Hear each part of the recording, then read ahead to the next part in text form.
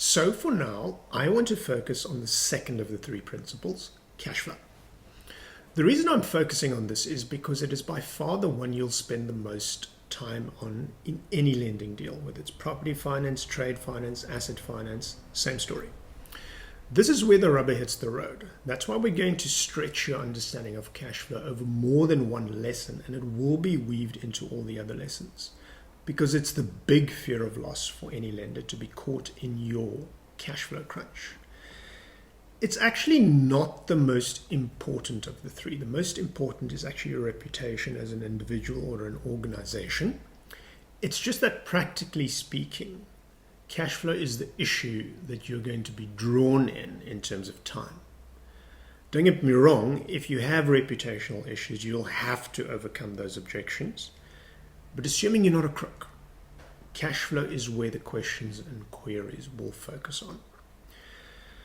Now, why I've become partial to trade finance is because it provides a bit of a shortcut to the cash flow conversation. Most of the time, I actually try and steer clients to two extremes, either to trade finance or to long-term property finance. And we'll get to that a little bit later. Trade finance means that you're funding the trading cycle directly. The lender's cash is buying your stock, and then that cash is then repaid when your customer pays you. Normally with some kind of right for the lender to grab cash from your bank account if they really have to. And then the cycle repeats itself. Typically, lenders actually have a much lower fear of loss in trade finance. Now, I recall a conversation with an attorney, the leading trade finance attorney on our continent. And I asked him, listen, what deals have gone sour for you in the past? And he was very blunt. He said, there's no credit risk in trade finance. Quite a bold statement. Fraud is where the capital gets lost. Because the capital is either sitting in stock or the stock has been delivered to the customer and you're waiting for the customer to pay. The only way things can go wrong is if the stock is diverted or the payment from the customer is diverted. And of course, on rare occasions, the customer can go bust. Now, that's a huge statement to make. To dismiss credit risk as not the main issue for a lender is a big deal, and you can use that to your advantage. So that changes the game completely in terms of cash flow analysis, because now it means with trade finance, you can be just a little bit lazy in terms of looking at the business's cash flow. If you've ever been through the process with your bank, you'll know that the problem is not that they say no, but they keep asking you for questions, asking you for more and more information for weeks and then months. And if you think back, I'm willing to bet that 80% of what they asked you had the cash flow fear of loss behind it. So trade finance makes it easier to settle the fear of loss around cash flow. If you settle that fear, you can then entice the lender with a return on capital.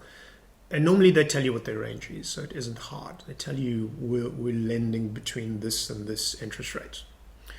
You could say, for example, I'm making 20% margin on a 30-day trading cycle, and therefore I'm willing to give up 2% of that margin to the capital provider. I still keep 18%. And that's pretty attractive to any funder, and they, of course, annualize that. And make no mistake, they want to make money just like you, especially in the non-bank world.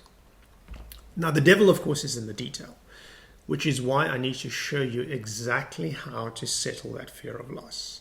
There are some detailed questions you need to pose to the lender. Remember, every industry has its norms, so it helps if we tell you what those norms are. I promise you it's nothing complicated. It's just made a bit mysterious by acronyms and terms that sound fancy, but actually quite basic. So just in terms of me personally, one of the things I'm extremely grateful for is the fact that I've had mentors. Finance is a complicated business to grow up in because there's no internship. If I actually stuck to medicine, I would have had the luxury of an internship. Not so with finance. So I was really grateful that Rand Merchant Bank paid for all my studies right up until a very expensive MBA. But I'm more grateful to certain individuals who took the time to call me aside and say to me, this is how it really works. And gave me a sense of control that allowed me to say yes or no at the very first meeting whenever I looked at a deal. And that's some of the mentorship I'm trying to pass on to you. So if